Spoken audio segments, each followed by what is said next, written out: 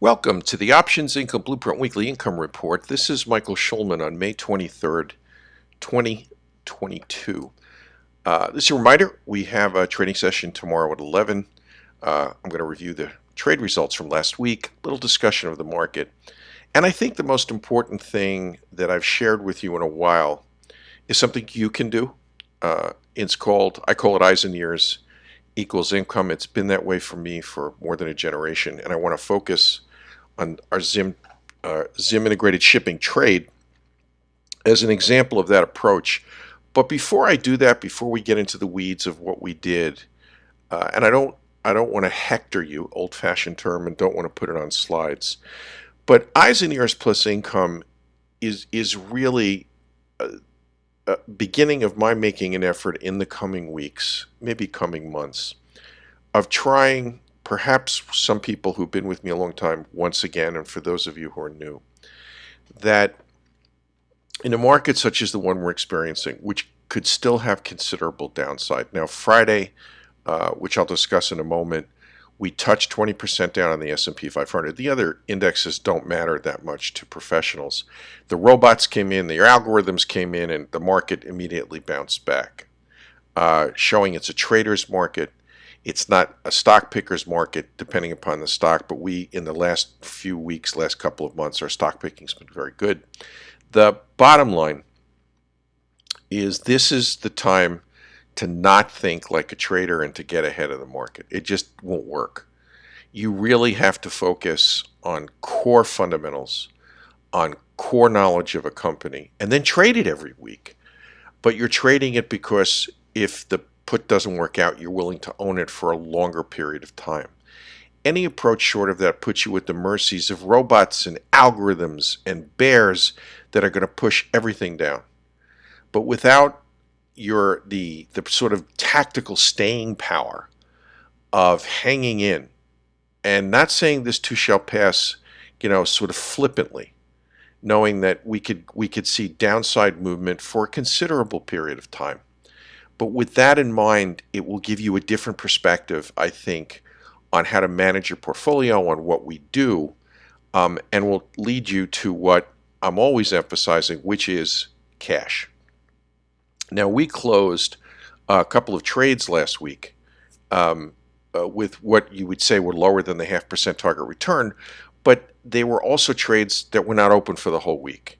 And the bottom line was we closed early because of market conditions, plus that they were I substituted UAL for DAL. I wanted something in the airlines. They both look very good, and so forth and so on. But also, by focusing on cash and using rates of return to calibrate what we're doing is a really, really important, powerful tactic to use when you're also thinking like an investor and not waiting out the market, but accepting what the market gives you. And what the market may not give you is a market going up or a sector going up or even a stock going up, but the market will give you cash. And you can see by rolling and generating all this cash, we come right here. Again, I repeat this again. I keep on getting emails from people who are new, and I understand. I love reading them. They keep me on track and on focus. That over time, these are very high rates of return in cash. Those annualized rates of return will strip out any portfolio losses in the market over a number of months and perhaps quarters. And that's the tension. You come in here to trade. You're trading every week. We're trading for cash, and I'm asking you to think like an investor as well as you're trading. And if you can marry the two, you will beat the bear down like very few people on Wall Street can beat a correction or a bear down. So you can see, because of all the rolls we did, in addition to the two successful closed trades, you have a situation where we're having very high annualized rates of return. And the overall performance, well, really, very, very, very high rates of return, net cash, very, very large amount of net cash coming in. And that's what we focus on week after week. Now, let's get back to the market. You can expect volatility to continue. We're looking at 1.5 to over 3% a day. That's really high. And it's not just high because it had been unusually low for many years. It's just high. And There are more interest rate increases ahead of us. This is someone speaking who started looking for a house with 3% interest rates, a second home. And I'm still looking for a second home. We can't make up our mind what to do. And now interest rates are 5.25%. So the universe of possible choices has shrunk. Um, and this is for people trying to buy their first house and so forth and so on. This is a real issue, but so far it hasn't really made a dent outside of boomer retirement markets. It hasn't begun to make a dent in suppressed demand for housing. And so the Fed is going to have a meeting on June 9th, 10th. They're still concerned with inflation. They're still concerned with inflation in core areas. I think they know that they can't really affect a lot of housing markets. They're not going to affect purchase of cars. They're not going to affect a lot of things. But for their own credibility and for the credibility that they need to manage intervene in financial markets when necessary, you can expect more interest rate increases, and they're priced into the market. So the language will be very, very important. And some of the facts at hand that counter a very bearish view on bonds, which means the Federal rate is going to keep just increasing interest rates. Consumers, although the consumer spending data look good, it's significantly below the rate of inflation. And when you carve out gasoline and food, it's really below the rate of inflation. And it shows the economy is slowing. Now, the Fed's mandate is actually taken very seriously by the Fed, which is to control inflation and to aim to target whatever they do to having a full employment economy. Well, we have more job openings than people looking, so you could say we're in a full employment economy. And so all of this adds to confusion in the market. The confusion in the market, possible recession, but not a jobs recession. Possible recession, will they still have interest rates going up? So the answer is where's support? Where's support in the market? We saw temporary support at the 20% down level next Friday, but I wouldn't count on that as leading to a rebound. It might. And I wouldn't count on it to hold. It might. Or I wouldn't count on it and it may go down some more.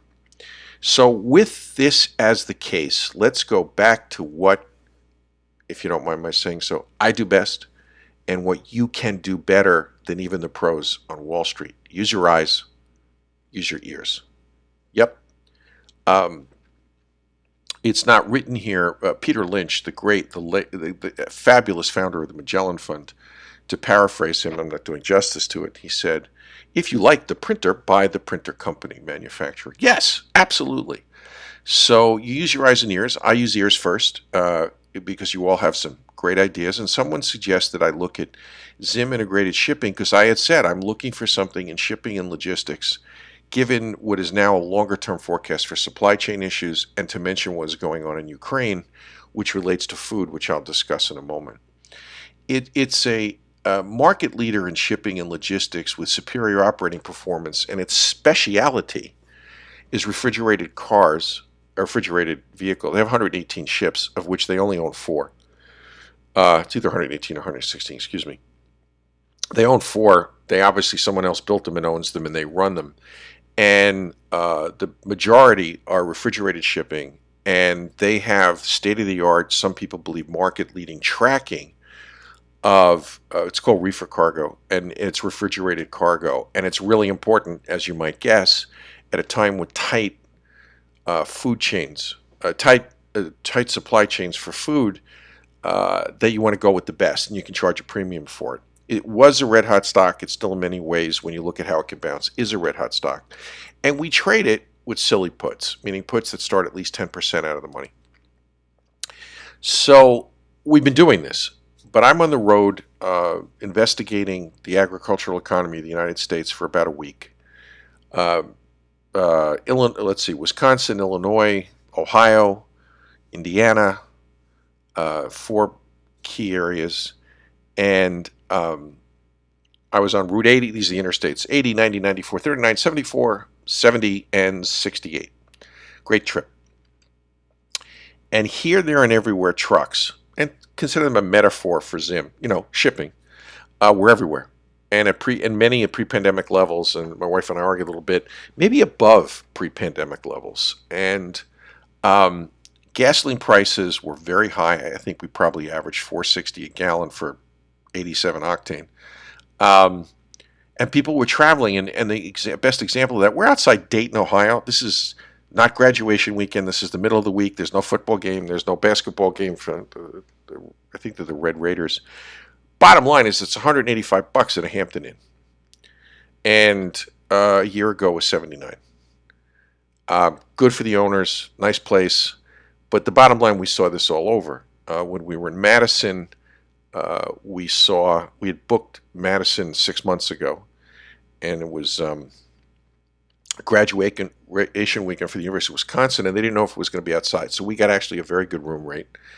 And the day after graduation was over, it went down. But everywhere was significantly higher than it was 12 months ago or 24 months ago. So consumers travel, and what consumers spend in travel is not picked up very well by the Bureau of Labor Statistics. And there is a shift in hard goods for the home. Some hard goods, because Home Depot had a pretty good quarter, are shifting towards travel and services. And does that impact Zim? And the answer is no, because they're the market leader and they have a lot of refrigerated cars, and there's still big, giant supply chain backlogs, which allow shippers to charge premiums, including the passing along of fuel costs. So everybody's still playing catch up. Ship it any way you can, man. Just, I got to get those flowers in. I got to get this beef from Scotland in, and so forth and so on. So higher prices that Zim charges, including pass-throughs for fuel, mean higher margins, and all of this equal higher profits. And I know it's anecdotal, but the truck traffic supports the thesis that the movement of goods in the economy, including food, is extremely robust. So this was the trade. As you can see, the stock was nearing 65. We sold us 55, 4 days out.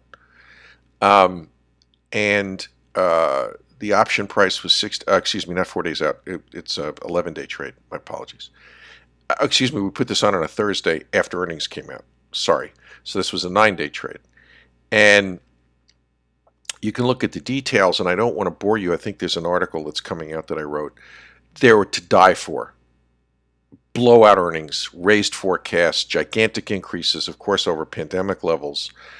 But even this time last year, things were beginning to pick up in terms of shipping. It was a dream. And of course, the stock went down a few bucks and then bounced back. The stock was around 65 when earnings were announced. So this is what the potential trade looked like for 9 days. So why this strike in premium? Again, I'm asking you, use your eyes and ears. Think like investor. Think fundamentals. Think about a great company that's a market leader. But you'll have to take what the market gives you. It's a very volatile stock, and that's why I like to trade, prefer to trade, and probably will always trade. In the short term, we're going to trade Zim with silly puts. And the plan, of course, even though we had a nice target annualized rate of return, for something that was not 10, it was 15% out of the money, I still wanted to close it early if I could. Normally, to my mind, charts are secondarily, thirdarily, is there a word, important, especially in these kind of markets. What good does a chart do you when the market's doing 3% a day? You're not going to find support, regardless of what a technician or your $5,000 trading course told you about implied volatility in the option chain over a certain period of time. When the market's down 3.5% or up 3%, that stuff is worthless. It's a stale cookie. And you may disagree with me. If you're a day trader and you're trading hourly, that's different. But when you're doing what we do, it doesn't mean anything. But take a look at this chart. This is a 1-month chart. And you can see with a very brief dip for a couple of days, 55 was a support level, and earnings come out, and we're over here, and they come back, and earnings come out. Actually, people are building up to earnings. Earnings come out here, but we find support very, very quickly, a little bit north of 60, which tells me that if something bad happens in the market, we should find support right around here. It's a little bit above the gap, but it's considered below this gap, and this gap, and this gap, and this gap. So the trade goes on. So the question is when to close, when to roll. With Zim, we haven't closed yet. We left it open. I didn't want to pay. The market knows what I know, that this thing can go down. So the puts, we're making money if we close the position, but it was going to be too much money to close it. So we haven't closed it. So the question is when to close and when to roll. It depends. Remember, we like the company. We're willing to own it. We don't want to right now, but we're willing to own it. We will consider closing Zim when the rate of return is north of 32%, or if I see something untoward going on in the chart. One or the other. And you should be doing the same with any position you have where you've sold a put. And I'll consider rolling the position up to go up to it. Let's say a $60 strike if the stock closes or is comfortably above 67 midday. Let's say Tuesday or afterwards. Why not try to make more money off the same or a little bit more capital?